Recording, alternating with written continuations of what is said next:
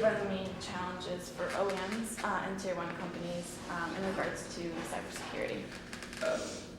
I think right now the two biggest issues, at least from my perspective, are patching, that is updates. How do you update these vehicles? How do you make sure they're updated transparently to the user? You can't leave it up to the user, you need to do it for them. I think we've learned that. Yeah. And the other is detection and possible prevention. Don't rely on there never being a security breach. You want to at least know if it happened. And so those are two things I think need some thought and some research put into. Okay. Yeah, I've actually heard that before. So, what technologies do you think are becoming prevalent to ensure, safety and security within these vehicles or future vehicles? From a physical safety standpoint? Yeah.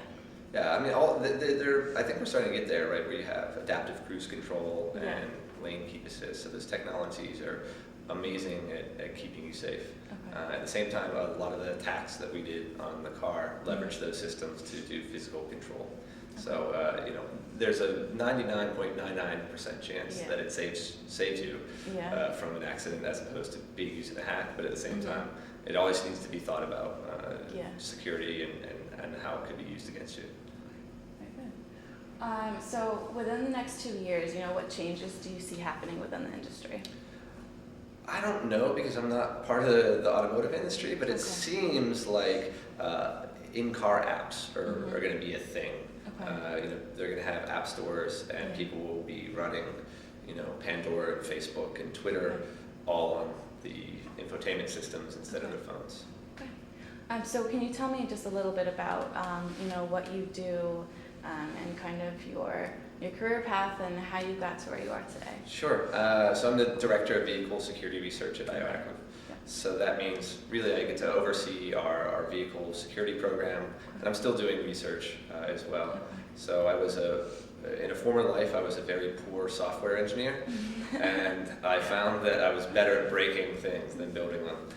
So I continued to break things and went on a path. How you learn. Yeah, you just learn. You try things and read books, and you eventually get very good at breaking things. And you move on to breaking not just computers, but now cars, and everything we have really is becoming connected. So there's a lot of things to break. Yeah, for sure.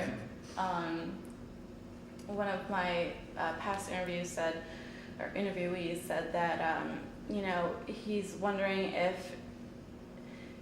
if they will be able to tell when a hack occurs or if it's the driver's error. So if it's a cybersecurity attack or it's a driver's fault. Yeah. So what are your thoughts on that? That's the whole point of having an intrusion detection system, because it detects if something went awry and at least logs it or sends it off to home base. Because right now there would be a discrepancy. I'm sure someone would say user error and someone else would say I was hacked. Yeah, that's a scary thought. Yeah, so you need a system to kind of at least tell you when it thinks something may have gone wrong. Okay. So in a perfect world, would you seek an industry standard for cybersecurity? Those things are hard because getting everyone to agree on something within the industry is impossible. Yeah, I mean, getting a group of 5 people to agree to go to the same restaurant is hard. Absolutely. Getting 5 automotive companies to agree on standards is pretty difficult.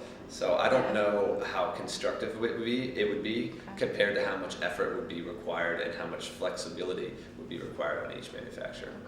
Instead, I think proposing that you really convince these people they need to invest in security and they do it on their own. Yeah, all right. Well, thank you. I know this was really short, yeah, but cool. I really appreciate it. Not a problem at all.